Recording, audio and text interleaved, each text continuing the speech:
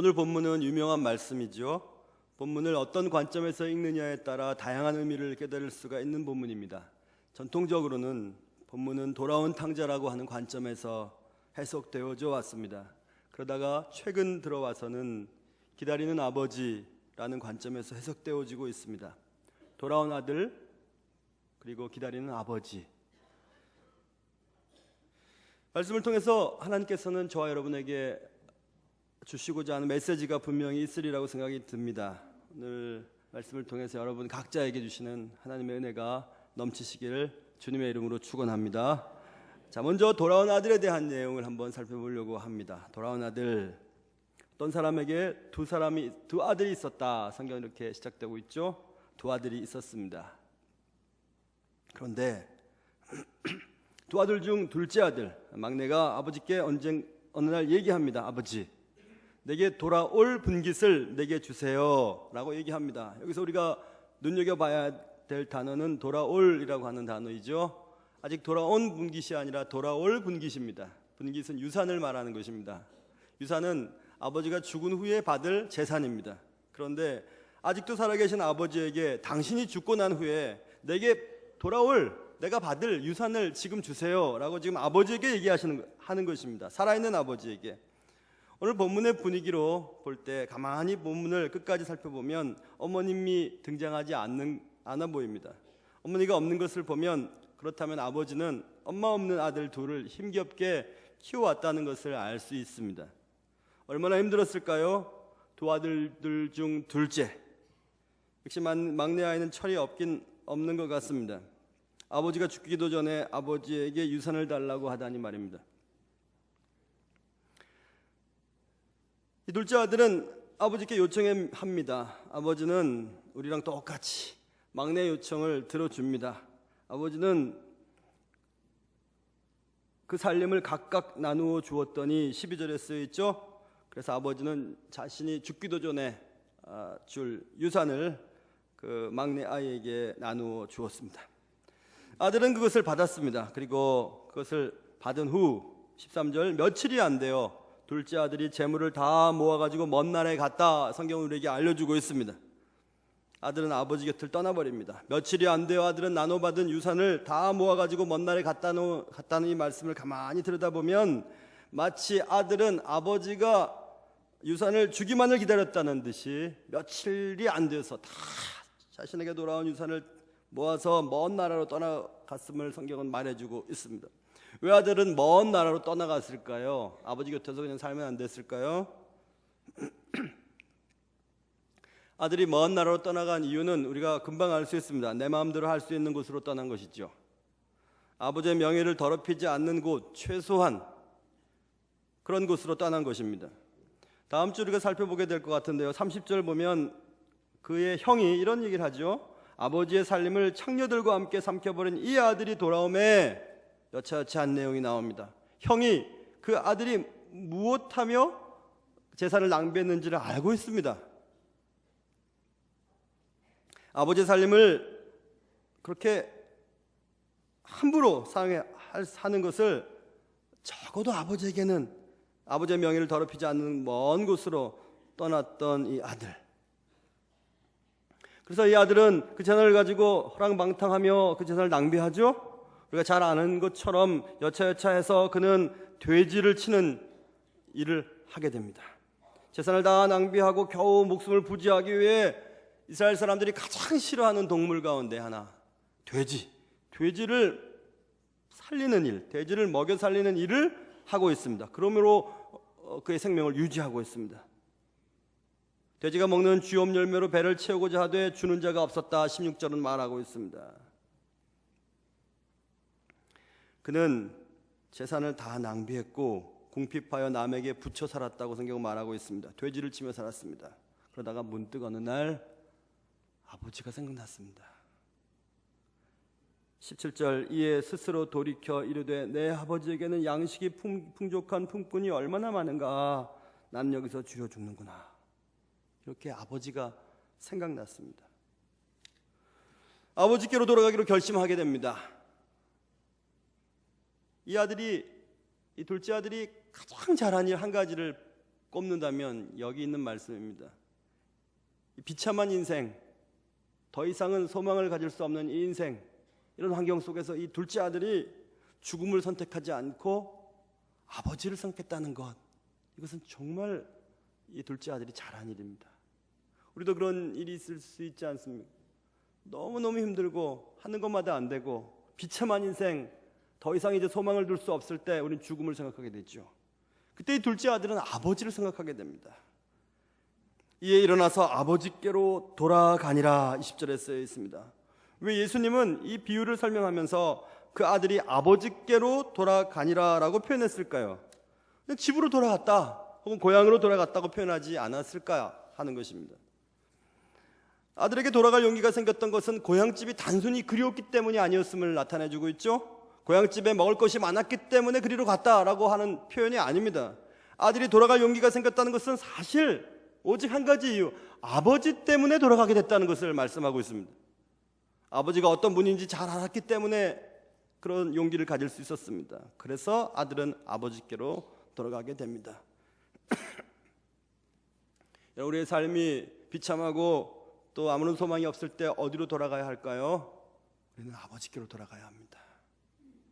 맨 처음 우리가 살던 곳, 아버지께로 돌아가야 합니다. 우리 하나님 아버지께로 돌아가야 하는 것입니다. 내 마음대로 살다가 이제 이렇게 되었다면 어디로 돌아가야 할까?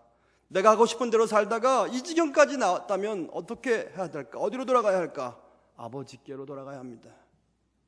여기서 우리는 아버지라고 하는 단어의 의미가 각각의 여러분에게 다른 의미로 다가온다는 사실을 저는 이해할 수 있습니다. 아버지가 매우 폭력적이고 어머니 고생시키고 우리를 힘들게 했던 아버지의 상을 가지고 계신 분은 아버지라는 이름을 떠올릴 때, 명칭을 떠올릴 때 과히 좋은 인상으로 다가오지를 않습니다. 예전에 공부할 때 저희 공부하는 동기생 가운데 그런 여자 학생이 있었어요. 백인 학생이었는데 그 학생은 아버지란 말을 하질 못합니다. 하나님 아버지란 말을 하질 못합니다. 나중에 알게 됐죠. 그가 어릴 때 아버지로부터 얼마나 큰 폭행을 당하며 살아왔는지, 그리고 아버지라는 거 하는 의미를 떠올릴 때 얼마나 그의 마음속에 몸소리치는 그런 아픔이 있는지 그가 고백했던 것을 기억합니다. 그러나 여러분 생각해 보세요. 오늘 본문에서 말하는 그 아버지는 우리가 무리한 요구를 하고 또 형편없는 태도를 보인다 해도 그대로 우리의 말을 들어주시는 그런 아버지이십니다. 내가 하고 싶은 대로 살다가 더 이상은 내려갈 곳이 없는 그 상황 속에 처할 때 우리는 아버지께로 돌아가야 합니다. 우리가 떠나왔던 그 천국에 계신 아버지께로 돌아가야 하는 것입니다. 여러분과 저에게 이런 돌아감의 은혜가 있기를 주님의 이름으로 축원합니다. 이렇게 돌아간 탕자에 대한 얘기가 나오죠. 그리고 이제 기다리는 아버지에 대한 얘기가 나옵니다. 20절에 이제 일어나서 아버지께로 돌아가니라, 돌아갔습니다. 이제 아버지에 대한 얘기를 예수님은 하십니다. 아직도 거리가 먼데, 20절입니다. 아직도 거리가 먼데, 아직도 거리가 먼데. 아버지가 그를 보고 치근히 여겨 달려가 목을 안고 입을 맞추니. 이 말씀을 읽을수록 우리의 마음속에 감동을 주는 구절입니다. 아직도 거리가 먼데, 아직도 거리가 멀리 떨어져 있는데, 근데 그 아버지는 멀리 떨어져 있는 그 아들을 발견하고 내 아들이다, 내 아들이 맞구나, 내 아들이 왔구나, 드디어 왔구나 하면서 자신의 아들을 발견하고 알아채기 시작합니다. 아버지가 그를 보고 그 아들을 봤습니다. 저기서 오고 있는 저 사람이 내 아들인 것을 아버지는 발견했습니다. 기다리는 아버지를 표현하는 가장 눈물 흘린 표현이 저는 여기인 것 같습니다. 아직도 거리가 먼데, 아직도 거리가 먼데. 눈이 어두운 아버지가 아직도 거리가 먼데 아들을 발견했습니다. 아들을 알아봅니다. 그리고 그를 보고 뛰기 시작합니다. 아버지가 그를 보고 치근히 여겨 달려갔다, 성경은 말씀하고 있습니다. 뛰어야 할 아들은 가만히 있고 가만히 있어야 할 아버지가 뛰기 시작합니다. 관절도 안 좋고 기력도 좋지 못한 아버지가 달리기 시작합니다. 아들을 보고 기뻐 달리기 시작합니다. 아직도 먼 그 거리를 뛰기 시작합니다. 아버지는 멀리서도 아들을 알아볼 수 있었기 때문에 그랬습니다. 이제나 저제나 하며 기다려본 사람은 아버지의 마음을 이해할 수 있습니다. 아들을 향한 사랑은 나이 든 아버지를 보게 했고 뛰게 했습니다. 아버지의 마음 다 그렇지 않습니다. 저희도 두 아들을 키우는데 첫째 아이는 너무 어른스럽고요. 둘째 아이는 너무 아기 같습니다. 여러분 다 그렇죠. 막내 아들은. 이 막내 아이는 아주 사랑을 많이 받고 자라서 그런지 혼자 있는 것을 두려워하지를 않습니다. 엄마가 아빠가 멀리 떨어져도 전혀 힘들어하지 않습니다. 최근에 산에 올라갔는데 이 아이는 초등학교 지금 4학년밖에 안 된 아이인데 자기 혼자 막 올라갑니다. 올라가서 또 자기 혼자 막 내려갑니다. 사람이 많은데도 먼저 내려가서 기다리고 앉아 있습니다. 아버지를 잃어버린다는 것 상상도 하질 않습니다. 사우나를 같이 가면, 목욕탕을 같이 가면 저는 사우나 안에서도 아들을 쳐다보죠. 아들이 뭐 하는지, 미끄러지지는 않는지, 물에 빠지지는 않는지, 다른 사람을 힘들게 만들지는 않는지 계속 쳐다봅니다. 아버지의 마음을 아들이 알 수 있을까요? 최근에 몸이 좀 아파서 누워있는데 아들은 와서 죄송합니다, 똥침을 팍 놓고 가는 아들이 그 아들입니다. 아들이 아버지의 마음을 알 수 있을까요? 아버지가 아들을 얼마나 사랑하는지 알 수 있을까요? 모를 것입니다. 아버지는 멀리서도 아들을 알아봅니다. 아들을 향해 뛰기 시작합니다. 아들을 향해 뛰어가 그 아들에게 달려가서 목을 안습니다. 목을 안고 입을 막 맞추기 시작합니다. 돼지를 치던 자, 신발조차 신지 못한 자, 거지 행색을 하고 지금 있던 자, 그 자를 목을 안고 뽀뽀를 하기 시작합니다. 입을 맞추기 시작합니다. 왜 그랬죠? 그가 아들이었기 때문에 그랬던 것입니다. 최근 여수 기름 유출 사건 때문에 어떤 장관의 행동이 비난을 받았죠. 어민들은 지금 피해 때문에 고통을 당하고 있고 애를 쓰고 있는데, 장관은 본인은 감기 걸려서 그렇다고 그러는데 아무튼 코를 막고 얼굴을 찡그리는 사진이 나왔습니다. 결국 그것이 원인이 돼서 그는 경질이 되었습니다. 그가 왜 어민들의 마음을 이해할 수 없었죠? 그는 어민이 되어본 적도 없고 그와는 상관없는 사람이었기 때문입니다. 마셔야 될 물을 쏟았어요. 죄송합니다. 그래서 어디까지 했습니까? 경질됐습니다. 해양수산부 장관 얘기를 하다가 물벼락을 받았어요. 자, 그래서 결국 경질이 됐죠. 그는 어민들의 마음을 이해할 수 없었습니다. 어민들의 입장이 되어보지 못했습니다. 아들은 아버지의 마음을 이해할 수 없습니다. 아버지의 사랑은 아들이 냄새가 나고 거지와 같아도 그 아들을 안게 합니다. 입을 맞추게 합니다. 사랑은 우리의 눈을 멀게 하기 때문에 그렇습니다. 사랑은 상대방의 조건을 따지지 않습니다. 사랑은 상대방의 약점과 단점을 보지 않게 만들어줍니다. 사랑은 상대방에 있는 그대로를 받아들일 만한 용기를 가져다 주기 때문에 그렇습니다. 아버지는 어찌나 좋은지 달려가 목을 안고 입을 맞추었습니다. 아버지는 너무너무 흥분했습니다. 흥분해서 제일 좋은 옷을 꺼내와라 하고 종들에게 얘기합니다. 22절입니다. 아버지는 종들에게 이르되 제일 좋은 옷을 내어다가 입히라. 손에 가락지를 끼워줍니다. 그 가락지는 누구 거인가요? 그의 아버지 거 있을 그 틀림이 없습니다. 신분을 회복시켜 주십니다. 그리고 발에 신을 신겨줍니다. 야, 발 신발 신어. 신도 신지 않고 여기까지 왔니? 살진 송아지를 끌어와라. 잡아라. 이는 내 아들이야. 죽었다가 다시 살아난 아들이야. 잃었다가 다시 얻은 아들이야. 내 아들이야 하면서 아버지는 흥분하기 시작합니다. 아들을 향한 아버지의 사랑은 정말 대단했습니다. 아직도 거리가 먼데 아들을 알아보기 시작했고, 아직도 거리가 먼데 그는 달리기 시작했습니다. 목을 안고 입을 맞추었습니다. 제일 좋은 옷을 입혔습니다. 가락지를 끼워주었습니다. 살찐 송아지를 잡고 돌아온 아들 때문에 기뻐서 외쳤습니다. 아버지 기다림은 아들을 회복시키기에 충분했습니다. 아버지의 사랑은 돌아온 아들을 향한 흥분된 사랑이었습니다. 아들의 돌아옴은 아버지의 기다림이 있어서 가능했습니다. 속을 썩인 못된 아들이었지만 그 아들을 기다리는 아버지가 있었기 때문에 둘째 아들은 아버지께로 돌아갈 수 있었던 것입니다. 기다림의 차이가 사랑의 차이 아니겠습니까? 가장 사랑하는 자가 가장 오래까지 기다릴 수 있는 것 아니겠습니까? 신혼부부나 혹은 청년들 사역을 오랫동안 제가 했습니다. 성업을 할 때 얼마나 많이 기다려봤니? 하고 이제 질문을 던져봅니다. 그러면 어떤 애가 저는요 10분까지는요 기다릴 수 있어요. 어떤 애는 그 정도? 난 30분까지는 기다렸어요. 또 어떤 애는 자랑스럽게 얘기합니다. 난 1시간도 기다려봤어요. 막 얘기를 합니다. 그래? 그러다가 이제 어떤 녀석이 질문을 하죠. 목사님은 얼마나 기다려보셨어요? 사모님 맨날 좋다 그러는데 그냥 나는 조금 그러면서 얘기를 해요. 자기보다 적게 기다렸다면 저한테 막 뭐라 그럴 것 같아. 그냥 조금 기다려봤어. 얼마나 기다려봤어요? 4시간 40분. 그것도 서서. 임관을 하고 임관복을 입고는 아무데나 앉지를 못합니다. 그래서 터미널에서 제 아내가 될 사람을 기다릴 때 4시간 40분을 기다렸었습니다.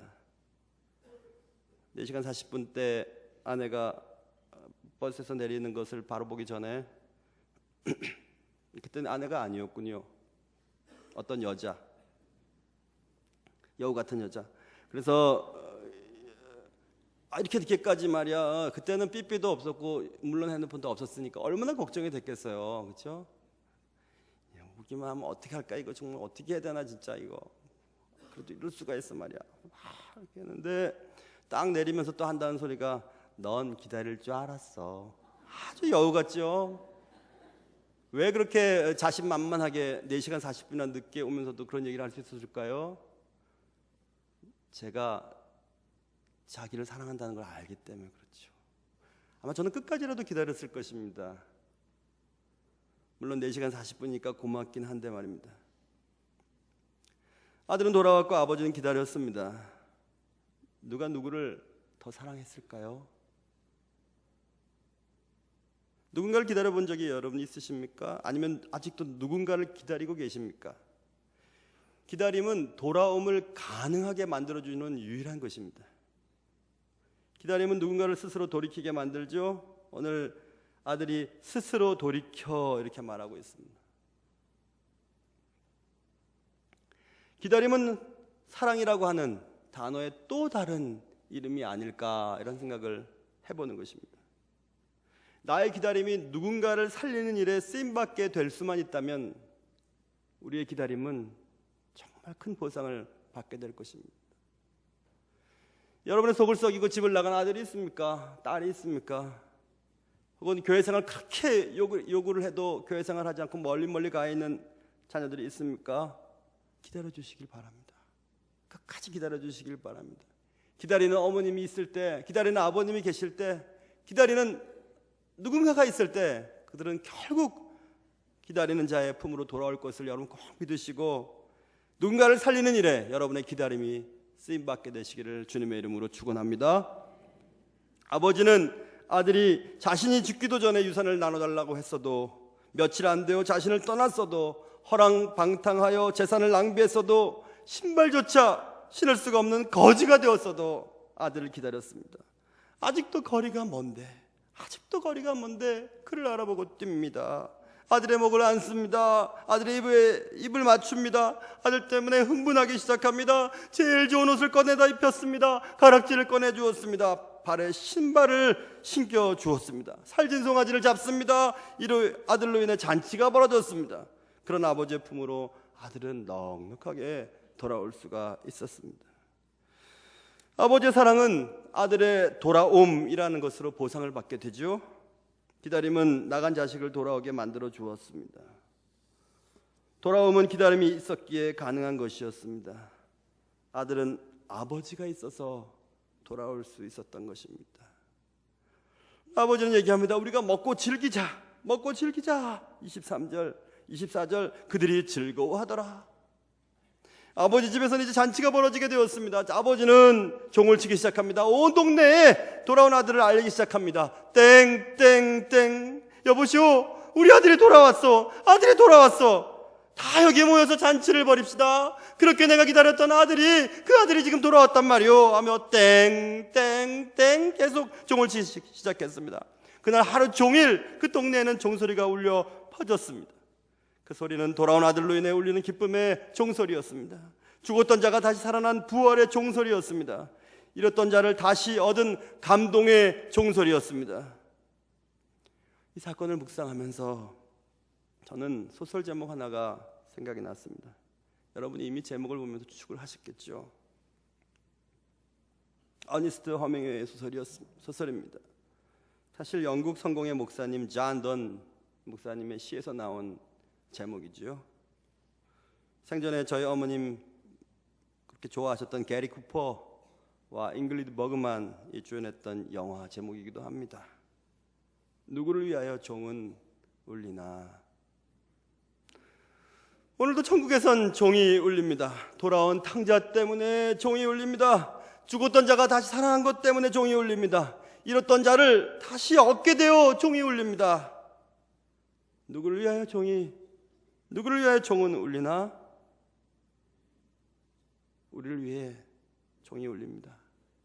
지금도 나갔던 자, 잃어버렸던 자, 죽었던 자가 다 살아난 것 때문에, 잃어버렸던 자가 다시 돌아온 것 때문에 너무너무 좋아서 천국에서는 지금 종이 울리고 있습니다. 땡땡땡 울리고 있습니다. 이 천국의 종소리는 계속될 것입니다. 땡, 땡, 땡. 여러분의 인생이 천국의 종소리를 계속 치는 그런 일에 사용되시기를 주님의 이름으로 축원합니다. 기도하겠습니다.